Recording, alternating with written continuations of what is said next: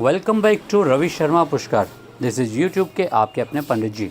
दोस्तों, आज पंडित जी आपको भक्त शिरोमणि माँ मीरा के मेड़ता नगरी के दर्शन करा रहे हैं और उस भव्य मंदिर चारभुजा नाथ के मंदिर के दर्शन करा रहे हैं जो अपने भव्यता, अपने वैभव के लिए जाना जाता है। जी हाँ मित्रों, आप और हम, हर वो हिंदू, हर वो आर्य सनातन परंपरा को फॉलो करने वाला माँ मीरा के, भक्त शिरोमणि मीरा के भजन अवश्य गाता है और गुनगुनाता है। पायो जी मैंने राम रतन धन पायो। जी हाँ, वही मीरा माँ, उन मीरा जी के मंदिर के दर्शन आज पंडित जी आपको कराने जा रहे हैं।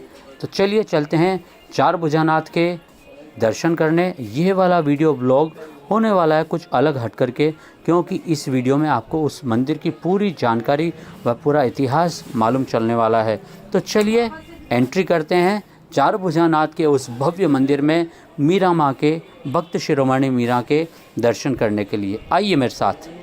क्या खासियत रही, क्या क्या राज रहे, क्या क्या विशेषताएं रही, ये चीज़ें आपको किसी पुस्तक में पढ़ने को नहीं मिलेगी। जो यहाँ के बाशिंदे हैं, जिन्होंने यहाँ पर जिनकी पीढ़ियाँ गुजर गई है, उसी मंदिर के मुख्य पुजारी, चारभुजा मंदिर के मुख्य पुजारी, वो हमें बताने जा रहे हैं यहाँ की सारी कहानी, सारी कथा। वीडियो काफ़ी इंटरेस्टिंग है, पूरा देखिएगा।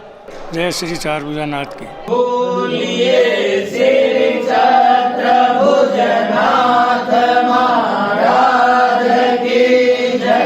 देखो माँ बोलिए श्री मोर मुकुट बंसी वटवाले की। प्रकाश व्यवस्था नहीं होने के कारण आपको थोड़ा सा आपकी आंखों पर जोर डालना पड़ेगा। और अंदर की जो साइड वाली जो मूर्ति है, जो माँ मीरा देवी को किसी संत के द्वारा प्रदान की गई थी, ये वो वाली साइड में मूर्ति है। आप पंडित जी को तो थोड़ा अधिकार मिला है अंदर आकर के थोड़ा शूट करने का, अन्यथा आप लोगों को बाहर ही खड़ा होकर के ये सारे दर्शन करने पड़ते हैं। तो इधर की साइड वाली इस मूर्ति के दर्शन अवश्य कीजिएगा। बाहर साइड में जो एक इस तरफ आपको एक जाली दिखती है, उस जाली में से इस तरफ का दर्शन कर सकते हैं। बाकी इस प्रकार का चारभुजानाथ का जो दर्शन जो आपको देखने को मिल रहा है, ये बड़ा रेयर है, बड़ा अद्भुत है, वेरी हार्ड टू सी।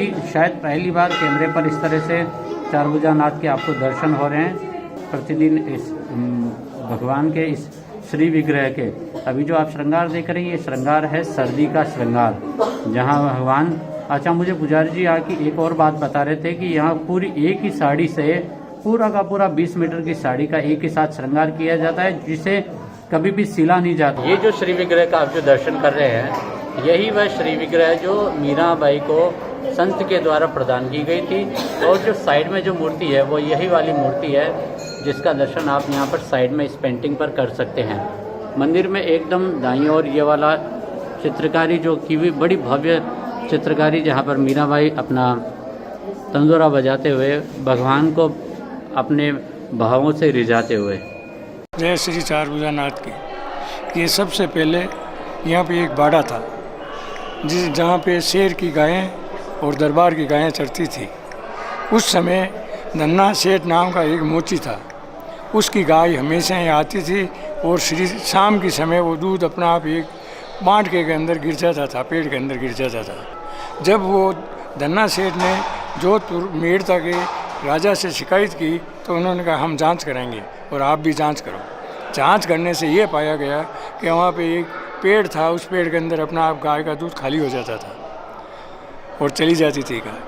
आखिर में वहाँ के राजा को स्वप्न आया, तो उन्होंने कहा यहाँ एक चारभुजनाथ की मूर्ति है, उसको बाहर निकलवा के मंदिर बनवाओ। उस समय उस मूर्ति को खुदवा के मूर्ति को बाहर निकलवाई गई। जब मूर्ति बाहर निकल गई चारभुजानाथ की, जो मूर्ति अभी यहाँ लगी हुई है वही मूर्ति थी। उस समय यहाँ पे उस मूर्ति की प्राण प्रतिष्ठा कराने के लिए सारे कार्यक्रम तय कर दिए गए, पर वो कार्यक्रम यहाँ पे संपूर्ण नहीं हो सके। उसका कारण यह था कि हवन जो पहले अग्नि अपना आप पैदा की जाती थी, वो अग्नि पैदा हो नहीं रही थी, तो पंडित सब थक गए थे। तो शाम के टाइम फिर रात को मेड़ता के राजा को फ़ोन आया कि आप ऐसे करो, गांव डांगावास में शिवजी का मंदिर है, वहाँ के पुजारी हैं श्री कालू राम जी, उनको लेके आओ। तो वहाँ जाके राजा ने कालू राम जी से प्रार्थना की, तो कालू राम जी यहाँ आए। तो कालू राम जी आए तो कालू राम जी ने ये कहा कि इस ज़मीन को और खोदो, तो वो पंडित जो आए थे बाहर से, वो कहे इससे ज़्यादा खुदती नहीं है ज़मीन नीम से। तो उन्होंने कहा नहीं, ज़्यादा खुदती तो आग पैदा नहीं हो सकती। तो वो ज़्यादा खोदना के ऊपर वहाँ पे जानवरों के अवशेष मिले और वो जानवरों के अवशेष सब बाहर निकलवा दिए गए। बाहर निकलाने के बाद में उन्होंने कहा अब खोदो, तो वो ज़मीन नहीं खुदी। तो उस ज़मीन को दूसरी मिट्टी से भरवा के और वहाँ पे हवन करवा के इस मूर्ति की प्राण प्रतिष्ठा करवाई। सब मूर्ति की प्राण प्रतिष्ठा हो गई। उसके बाद में जब मीरा छोटी थी तो वहाँ से रोज़ दूध का भोग आता था और चतुर्भुजनाथ के भोग लगता था उस समय। तो चतुर्भुजनाथ के भोग लगते थे। जब वहाँ के राजा बाहर चले गए थे, रावदूजा जी उनका नाम था, वो बाहर चले गए थे, तो मीरा दूध का भोग लगाने के लिए आई। तो चारभुजा ने दूध का भोग लगा दिया, पर मीरा जिद करके बैठ गई कि चारभुजा ने दूध नहीं पिया तो भोग नहीं लगा। तो आखिर में उसकी जिद पूरी करने के लिए चारभुजानाथ ने दूध पी लिया। वहाँ दरबार के अंदर राजा महाराजा के यहाँ कोल था, जब दूध का प्रसाद ले लेंगे तो उसके बाद में वो खाना खाते थे। जब तक वहाँ के राजा रावदूजा जी बाहर से नहीं आए, 2 दिन व्यतीत हो गए। 2 दिन के अंदर वो सारे भूखे रहे। 2 दिन तक मीरा दूध लेकर आई, 2 ही दिन तक चारभुजा दूध पी गए। तीसरे दिन जब राजा आए तो राजा को ये कहा गया कि पुजारी है वो दूध पी जाता है और हम भूखे हैं। तो रावदूजा जी ने पुजारी को आके कहा क्या बात है, कि मुझे पता नहीं है, ये तो मीरा जाने चारभुजा जाने।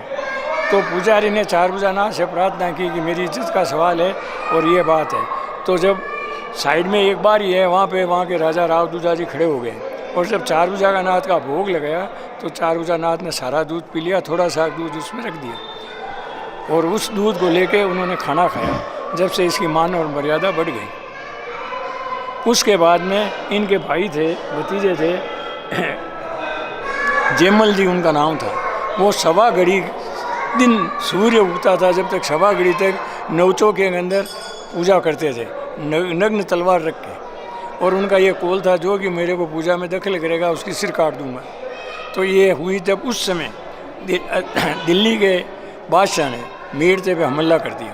तो हमला जब मेड़ते पे किया से आए, वहाँ से पादू के पास में इनकी सीमा लगती थी, वहाँ से हवाला आए और कहा साहब सेना आ रही है, हमला कर रहे हैं, सवेरे सूर्य उगने पर वो हमला करेंगे। तब कोई भी जेमल को जगाने के लिए, उठाने के लिए तैयार नहीं था। तब उनकी माताजी ने कहा मैं उठाती हूँ जाके। जब उनके माताजी उनको उठाने के लिए आए तो बाहर आवाज़ आ रही थी जेमल की जय हो, जेमल की जय हो। और जेमल उनको बाहर गेट पे मिल गए और वो वापस चली गई। जब जेमल का युद्ध हुआ, जहाँ मालकोट बना हुआ अभी उनका राजा का, उस मालकोट के पास में एक ज़मीन थी, उस ज़मीन में अंदर खुले मैदान में युद्ध हुआ। युद्ध होने पे चारभुजानाथ का कुंडल वहाँ गिर गया, कान का कुंडल वहाँ पे गिर गया। तो जब माला फेर के उठे नहीं, जब तक वो सेना वापस आ गई, जेमल की जय हो, जेमल की जय करती करती। तो जेमल जी जब उठे तो कहा बाहर आवाज़ किसकी हो रही है, और चारभुजा का कुंडल कहाँ गया पुजारी जी। तो उन्होंने कहा साहब चारभुजा इतनी देर यहाँ थे ही नहीं। तब उनको ये बात हुई। तो उनके एक सेनापति था, उसका नाम था सूरजमल। तो सूरजमल ने जो जेमल जी का रूप धारण किए थे चारभुजा को, उनको रिक्वेस्ट की कि आप जेमल नहीं हो, क्यों जेमल की तलवार दावे हाथ से चलती है, आपने दोनों हाथों से तलवार चलाई है, इसलिए आप जेमल नहीं हो। तो उसने सूरजमल जी को ये कहा कि ऐसी बात है कि अब आपको हम पर्चे देंगे तो आप जिंदे नहीं रह सकते, और आप, तो उन्होंने कहा साहब कुछ भी हो, दर्शन तो होंगे आपके। तो उन्होंने उसको पर्चे दिया कि मैं चतुर्भुजनाथ का रूप का धारण करके जेमल बन के आया हूँ, अब तुम मेरे साथ चलो। साथ चलने पे वो आए तो पीछे से उनकी गांठी कट गई। तो वो गांठी का सिर है वो मंदिर के रसोड़े के बाहर लगा हुआ है, उसकी आज भी पूजा होती है। दड़ है जो उनके मंदिर के पीछे एक मंदिर है उसमें पड़ी है, अभी भी उसकी पूजा होती है। जब वहाँ से पूजा होती है, आज के दिन ये होता है जब चारभुजानाथ के भोजनशाला से जो भोग लगता है रसोड़े से, उस भोग का प्रसाद चारभुजा के लगने के बाद में आज भी जेमल जी के लगाया जाता है, आज भी सूरजमल जी के लगाया जाता है, और सूरजमल जी इस भोग को प्राप्त करते हैं। और आज दिन तक ये कथा चल रही है बराबर। आज भी मोची समाज की तरफ से चारभुजा के सवेरे का राजभोग का प्रसाद आज भी लगता है, सवेरे का वो भोग आज भी जिनगिर समाज पुष्कर ट्रस्ट से उसका पेमेंट होता है।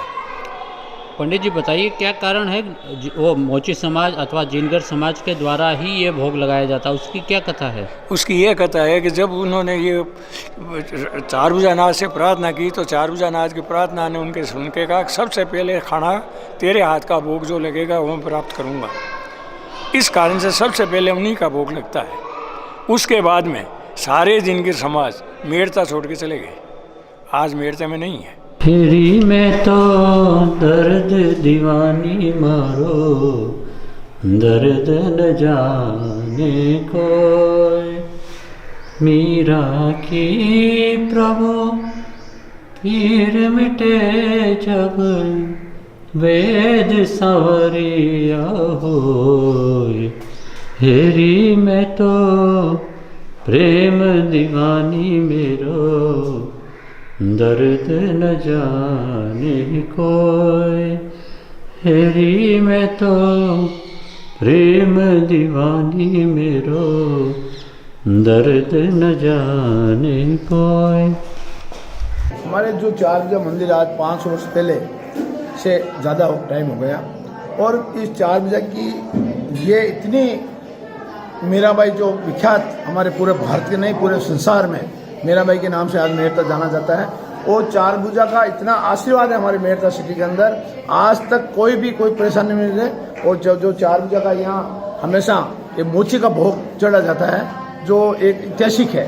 सो दोस्तों, देखा ये थी सबसे मोस्ट इंटरेस्टिंग जानकारी चारभुजानाथ के इस मंदिर की। अगर आप आएँ, पुष्कर आते हैं तो मेड़ता आने का प्लान ज़रूर बना के रखिएगा, मेरा खास निवेदन है। तो मिलते हैं नई यात्रा पर, किसी और नए तड़के पर, हिंदुस्तान के किसी और शहर पर। तब तक के लिए जय श्रीमन नारायण, जय पुष्कराज की, जय श्री चारभुजानाथ की और जय मीराबाई की।